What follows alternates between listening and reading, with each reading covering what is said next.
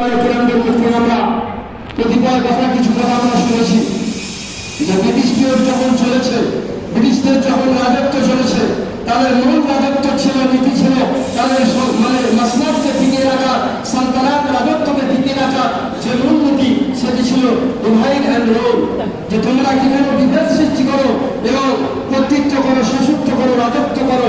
এ ভারতের সামনে আমরা জানি এদেশ আমাদের আজকের বলে যে না, এদেশের জনসম্পদ থেকে মাছ থেকে শুরু করে সর্বদেশে তারা শোষণ করেছে, লঙ্ঘন করেছে।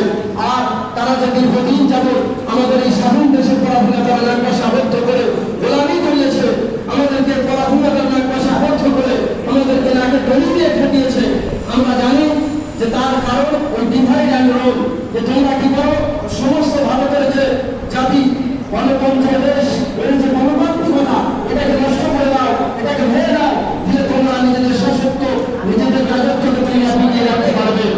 আজকের সেই একই রুলসে, একই ইয়েকে ফলো করে, নীতিকে ফলো করে আমরা জানি আমাদের জালিম সরকার তথা বিজেপি সরকার তারাও মুসলিম হিন্দু করে রাজনীতির মাধ্যমে ডিভাইড অ্যান্ড রুল, তারাও মানুষের মধ্যে শিখ, ঈশান, খ্রিস্টান, হিন্দু, মুসলিম প্রত্যেকের মাধ্যমে বিভেদ সৃষ্টি করে, বৈষম্য সৃষ্টি করে আমাদেরকে অন্ধের মতো বুঝিয়ে দিচ্ছে যে দেশ তোমাদের নয়, এদেশের আসল স্বাধীনতা সংগ্রামী, আসল শান্তিকামী আমরা।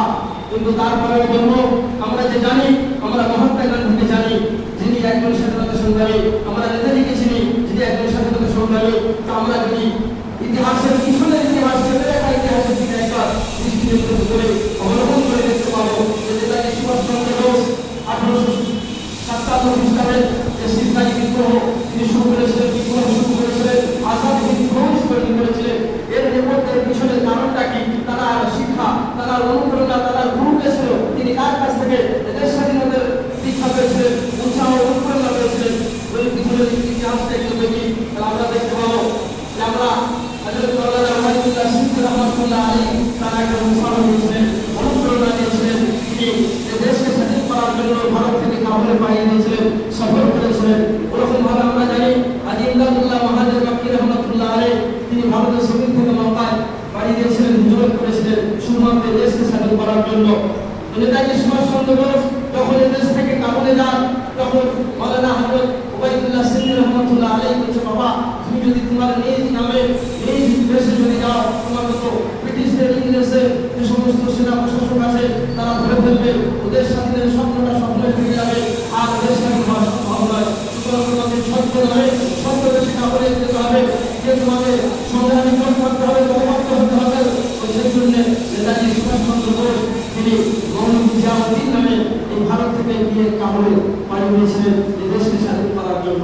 এরকম ভাবে আমরা অনেক মনীষীদেরকে জানি যে আমরা দ্বিগুণের নাম শুনেছি, শহীদ দ্বিগুণে তারা আসল নাম নিসার আলী, হাফিজ নিসার আলী। এরকম ভাবে আমরা অনেক ওলামায়ে কেরামের নাম জানি যে সর্বপ্রথম যিনি স্বাধীনতা সংগ্রামের শব্দ রেখেছিলেন একজন ওলামায়ে কেরাম সাইফুল হিন্দ মুসলিমুল হিন্দ হিন্দুস্তানের হাদিস শাস্ত্রের মধ্যে শাহউল্লাহ মুহাম্মদ সাহেব রাহমাতুল্লাহ আলাইহি। তিনি অদূর ভবিষ্যতে তারা বিচক্ষণতার নজরে প্রতিক্ষণ দৃষ্টিতে দেখতে পেয়েছিলেন যে ভারতের সামনে কি হতে চলেছে, ভবিষ্যতে মুসলমানদের উপরে, ভারতের সমস্ত মানুষের উপরে, নাগরিকদের উপরে কি নির্যাতন, নিপীড়ন, অন্ধকার আলো ছেয়ে আসতে চলেছে।